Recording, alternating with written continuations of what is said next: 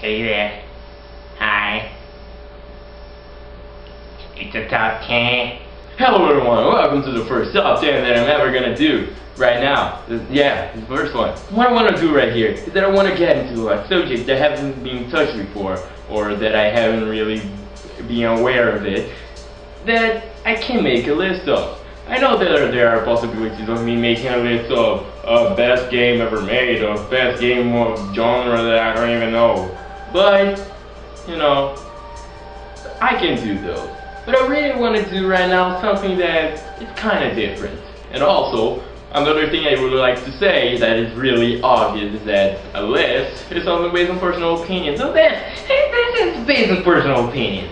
If you don't like the opinions of others, you shouldn't be watching this video right here. Or you should, and maybe you can discuss with me of the stuff, you know, on the list. And it's like this, it's my list, my opinion. There's no escape, there's no other way around it. You watch the video, I can try to see if it's good or not. But still, you know about those lists of best video game music ever made. I probably may not want to do one of those, as I haven't played that many games and really haven't had the opportunity to do so. And there are many gems out there that I really am unaware of, and I would really like to know about them, or at least, you know, play those games. But yeah, if you really have something to tell me, just comment down below and tell me a list that I could do. The yes and no is preferred. Now, let's start the list. Yeah, right? Let's start the list. It's time to start. Screw this.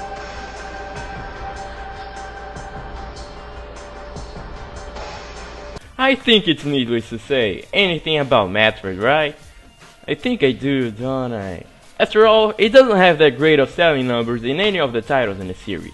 It's obvious though that for the people that played Metroid even once know what it's all about and prefer to stick with it or just forget about it. Sometimes it's just a love or hate situation. Regardless, for those who don't know about the series at all, it basically proposes the player to go through the scenarios and find power-ups for your suit, mostly involving backtracking to places where you've already been way before in the game, but wasn't accessible either because the door leading to that new room was locked by some type of firepower you didn't have, or it simply was on a higher place, out of your reach. It really is all what it is. Put it together with some sci-fi story of a bounty hunter and you have your game. One of the main focuses of the game are the upgrades you can get along the way for your character, Samus Aran. Be them missile upgrades, suit or beam upgrades, they all have a significant change for you either mechanically or stylistically. What do I mean by this is this. Oh, look at that suit. Oh my god, so good. Oh no. Oh, not that creepy. It simply looks amazing. Most of the time. There aren't many upgrades though. Many of them are reoccurring in the whole series and there just isn't many options. But the ones that do stick out never show up ever again. No, I'm serious, why'd you never use those power-ups ever again? I mean, look at this! It's so amazing, it's useful, looks good! Should've been used in other games like Metroid Other M, but no, decided to screw up the game entirely. I mean, oh my god, the baby! The baby! The baby's right! Really, fan service, everywhere.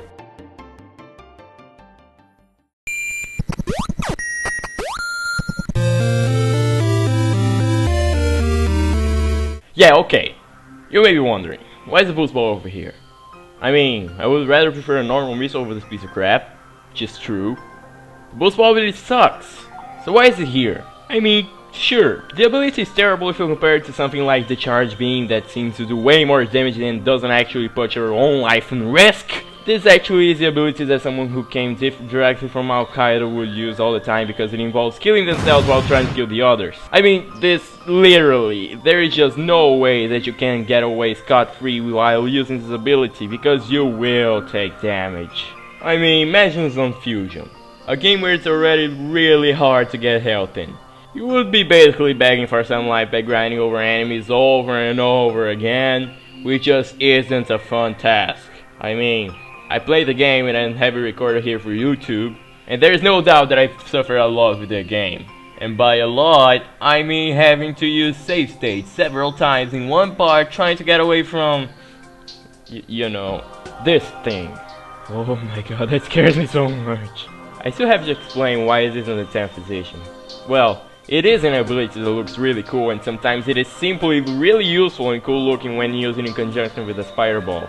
It also has some really cool mechanics on the Metroid Prime trilogy where you use it on a half pipe to reach higher places, and it really is well used on those games.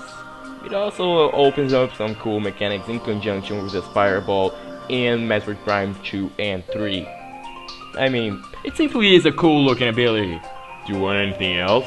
Do you want me to say that it makes all the changes in the game? Well, it doesn't. You're looking at the wrong place. You're probably looking at the next one. No, the next one. Yeah, probably the next one. You're probably looking for that one. Why not?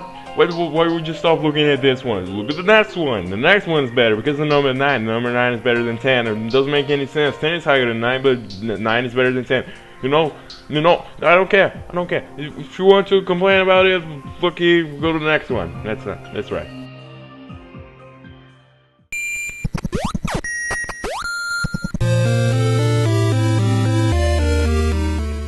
Yeah, let's all be honest. You should be expecting a lot of armor upgrades by here on this list, not only because their effects basically accumulate, but also because they're the ones that stick out the most for the most part. With the Gravity Suit's no different. Excluding Metroid Other M, the Gravity Suit gives your suit a purple and yellowish look to represent that now you have that upgrade activated. That is already really cool. But I think that the other factor is that it's just something relieving to see and get. I mean, imagine a situation like this. You're with this really heavy backpack, and then with the effect of a grave suit, it basically just doesn't exist anymore. Now imagine this on the water, with a really heavy armor, tons of grave and tons of stuff around. It is one of the greatest feelings to get this suit in any Metroid game, as it really denies any effects that hinders your movements underwater, or at any other place that hinders your movements. Especially on Metroid Prime, where the movement underwater feels extremely slow and makes the underwater platforming something rather annoying. That is considering the section where you need to do it in order to proceed through the game. I mean, no one likes water levels, right? We all learned it, didn't we? No more water levels? Oh. God damn it, why do you do this to me?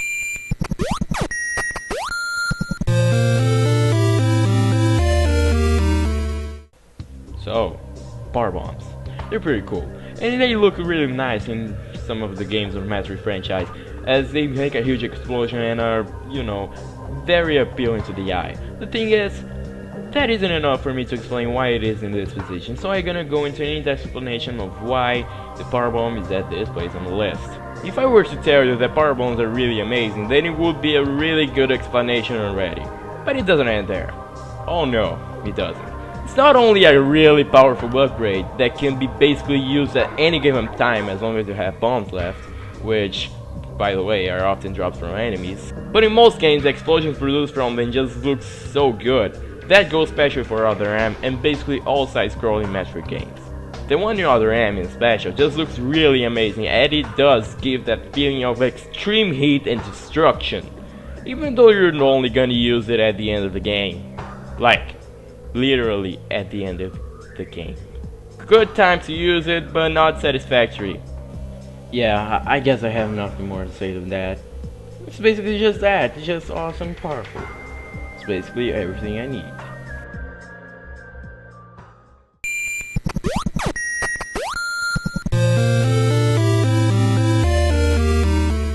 The spider ball. Ah, how good it feels to use it sometimes. I'm pretty sure that it was debuted on Metroid 2 on the Game Boy, but I haven't played that, and to be honest, I probably never will. I just don't like the way the Game Boy games run on emulators. They always seem clunky in comparison to the actual hardware. But anyways, that is not the point. The spider ball in Metroid Prime looks really awesome. I'll be honest that it isn't the most useful upgrade in the game, and that is probably what many would agree. But it sure does look really awesome in conjunction with the Morph ball. I mean, won't go into anything else, right? Only with the Morph ball. Well, I was just testing you to see if you were aware of the stuff that I was talking about, you know? Yeah, that kind of... Fuck it, I don't care. I don't care anymore. No! Fuck it! and it's some kind of magnets on the sides of the ball with a transparent glass that has a green lighting at the back of it. Looking at it spin in a high speed makes it have a nice effect, and that's the reason why it's number 7. I mean, look at this, just beautiful. Isn't it beautiful? No? The Zero Suit is better than that? Okay, I agree. But do you really consider this to be an upgrade? Do you really consider this to be an upgrade? It's like when half negative through a crossfire and a magnetic field with fire shock and electric heals. Looks totally safe to me. I really want to hop that anyway.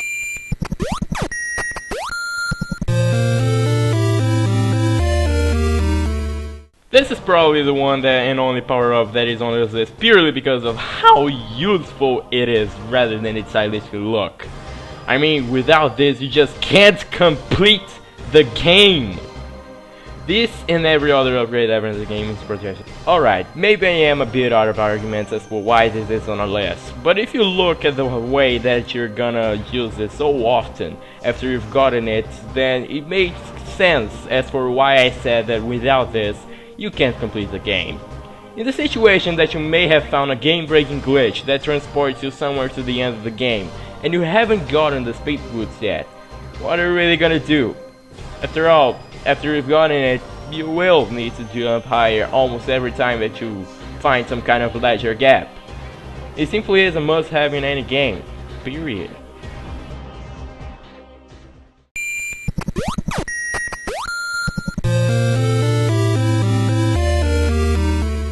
If I were to talk about Metroid Prime 2, I would probably say something in the lines of, this game is really hard and anyone that plays it will have a really good challenge ahead of them.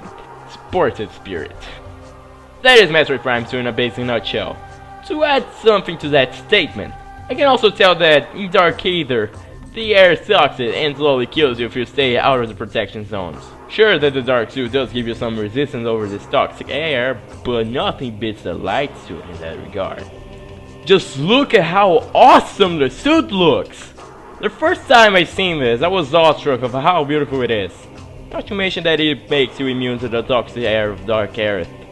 The thought of seeing a battle of Samus with the Light Suit against Dark Samus was a pure representation of the fight of light versus darkness that so many RPGs tend to discuss out there. Which is something that does get kinda boring at some times.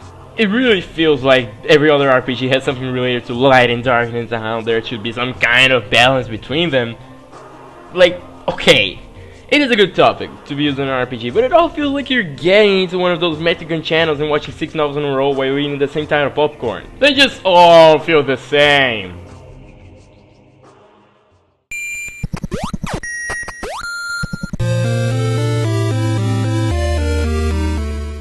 I don't even know why it has this name.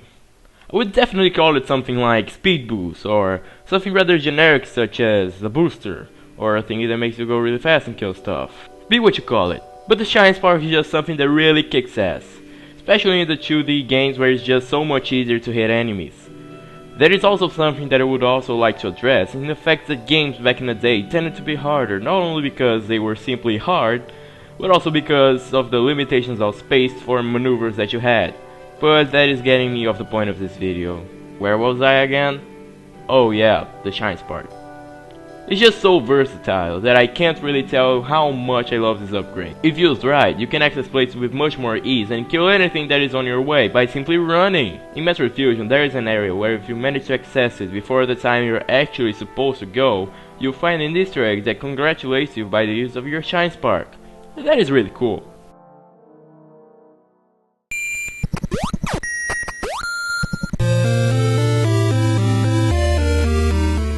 Is this something valid? I would totally consider as it is. The Hyper Beam simply kicks ass. Given by its name, it's supposed to do massive damage to whoever is hit by it, and it's most of the time the last upgrade you get in the game to kill the last boss, who most often the time is depicted to be stronger than you until something miracles happens and you're given the Hyper Beam. The Hyper Beam is presented in the Metroid Prime series a bit differently, but it also has the same effect and it is as awesome as always. Destructive firepower that kills everyone in one hit? Sure, why not? It breaks Metroid Prime 3 though. It simply breaks that game! Are you trying to hold my hand right here? Is that what you want? Jeez! This game can be completed for the first time in 16 hours! 16 goddamn hours! That is way less than the time I wasted on other games! just because of this stupid being, it was also 100% completion. You just wasted the game. I can't do nothing with that.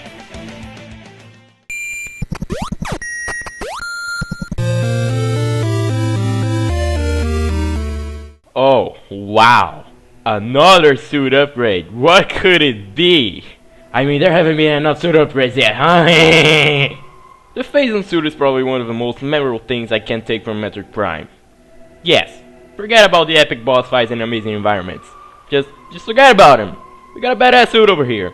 Okay, so, being the first game to introduce Phazon into Metroid, and Metroid Prime 3 probably being the last one, this toxic material that more often than not I consider to be some kind of space oil considering how much it's desired, it really gets in your way when you're playing the game.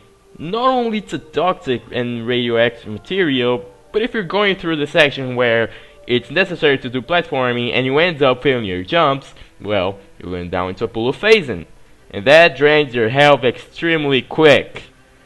The Phazon suit simply takes that out of the way and makes it so that you're immune to it. And oh boy, how well does it do it. Just look at the design of this thing. It looks like Samus just got possessed by some demon Binding of Isaac style, and its suit just got dark with its visor getting some shade of red. Not only that, but its look with this fireball just looks beautiful. I already said how the design of this fireball looks amazing, but this is just the perfect combination. It's like if I were to get two of the best things in the world and put them together into one thing. How would you like that? Pretty amazing, huh?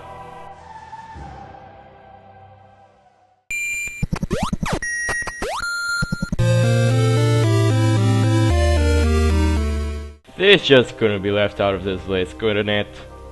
Sheer effectiveness. That's the best way to describe the screw attack.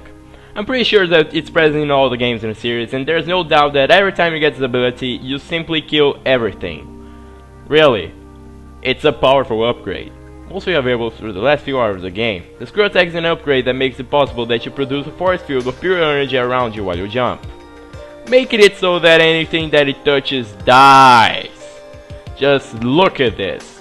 Anything dies. Anything touches it and it dies. It's even used to kill those stronger versions of the space pirates that are mostly immune to anything else you have. It's a pretty cool ability, not gonna lie. It's number one on this list, not only because it's super effective on its use, but also it looks very good when used. And it's basically a staple of the series that just made it so memorable. It really is something unique. Well guys, that is it for this list. It wasn't really hard to pick 10 things from a list of like 20 things. I mean, there are many upgrades out there for Metroid. Actually, there are many games either. I mean, he's just a left out franchise from Nintendo, and I would really appreciate if there was a better reception from the gamers and from the Nintendo itself towards it. I mean, who wouldn't like to be a bounty hunter that kills stuff without remorse? Like, it isn't really like that in other end. That game has screwed up the story a little bit. Just a little bit.